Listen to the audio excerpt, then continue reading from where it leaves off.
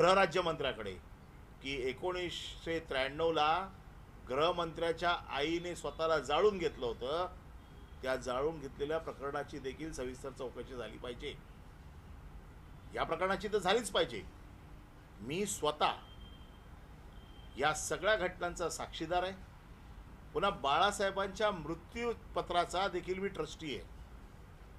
बाळासाहेबांचं मृत्यूपत्र एक्झिक्यूट करून घेण्याची जबाबदारी माझ्यावर होती. त्याच्यामुळे बाळासाहेबांचं मृत्यूपत्र मला माहिती आहे.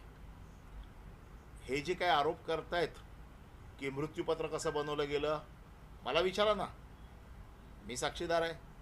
मृत्यूपत्र मी बनवलेलं आहे, त्याच्यामुळे मला माहिती आहे. मृत्यूपत्रात काय आहे मला माहिती आहे. मृत्यूपत्रात ठसे लागतात का मला माहिती आहे. मृत्यूपत्रात आणखीन काय लागतं. आणि मेलेल्या माणसाचे ठसे घेतले तरी त्याचा काही उपयोग होत नाही. त्यांचं ज्ञान कच्चं आहे. हे फक्त लोकांच्या मनात उद्धव साहेबांच्याबद्दल एक विष घालवायचं, उद्धव साहेबांच्याबद्दल मनामध्ये घृणा तयार करायची, उद्धव साहेबांच्याबद्दल असलेलं जे काय लोकांमध्ये असलेलं प्रेम हे कमी करायचं. मुंबई महानगरपालिका त्यांना माहिती आहे ते जिंकू शकत नाहीत. आणि मग असा कोणाला तरी पुढे करायचं, रामदास कदमला पुढे करायचं, रामदास कदमने असं बोलायचं आणि मूळ विषयापासून लक्ष दुर्लक्षित करायचं. शिशुपालाचे 100 अपराध आता झालेले आहेत. या अधिवेशनामध्ये हे जे काही सगळे पुरावे आमच्याकडे आलेले आहेत, मागच्या अधिवेशनात मुख्यमंत्र्यांनी त्यांना वाचवलेलं आहे.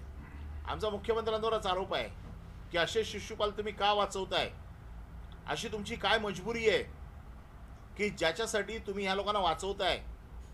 एवढे अपराध, डान्स बार चालवतायत, वाळू चोरतायत, दादागिरी करतायत, जमिनी लाटतायत. माझ्याकडे सगळी प्रकरणं आली आहेत.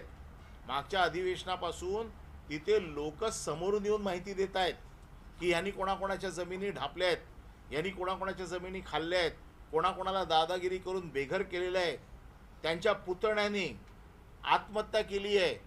ही आत्महत्या का केली आहे याचा देखील शोध गृहराज्यमंत्री योगेश कदम यांनी घेतला पाहिजे. त्याचं देखील कारण बाहेर आलं पाहिजे. घरातले लोक आत्महत्या करतायत, कशासाठी करतायत, काय त्याचं कारण आहे, त्याच्या मुळाशी जा, त्याची चौकशी करा की हे काय घडलंय.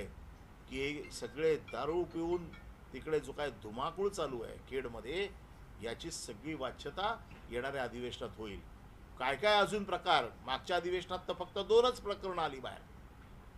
या अधिवेशनात पुराव्या सकट पुन्हा सगळी मी प्रकरणं देणार आहे. आणि यावेळेला मुख्यमंत्र्यांना आव्हान आहे की तुम्ही किती वेळा ह्यांना वाचवणार. असे हे सगळे तुमची बदनामी करतायत सरकारची. तुमचं सरकार यांच्यामुळे डागाळलं जात आहे. मुख्यमंत्र्यांनी तरी स्वतःची प्रतिमा स्वच्छ ठेवण्यासाठी अशा मंत्र्यांना हाकलून दिलं पाहिजे. आणि हे जे असे नासके आंबे आहेत मंत्रिमंडळातले ते काढले पाहिजेत. आज गृहराज्यमंत्र्याची ताकद तुम्ही दाखवता ना, डान्स बारवरती जाऊन रेड करताना. स्वतःच्या घरात काय चाललंय त्याची चौकशी करा. 93 साली तुझ्या आईने का आत्महत्या करायचा प्रयत्न केला, स्वतःला का जाळून घ्यायचा प्रयत्न केला, याची चौकशी कर. आणि माझं आव्हान आहे, नार्को टेस्ट ही झालीच पाहिजे. या नार्को टेस्टमध्ये बाळासाहेबांचे ठसे कोणी घेतले, का घेतले, कशासाठी घेतले, याची देखील चौकशी झाली पाहिजे. पण त्याचबरोबर 1993 साली ज्योती रामदास कदम यांनी आत्महत्या का करायचा प्रयत्न केला, स्वतःला का जाळून घ्यायचा प्रयत्न केला, जाळलं.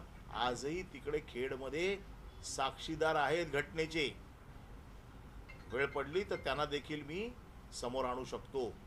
खूप साक्षीदार आहेत आजही जे समोरून सांगतात की त्या घटनेचे आम्ही साक्षीदार आहोत. आणि म्हणून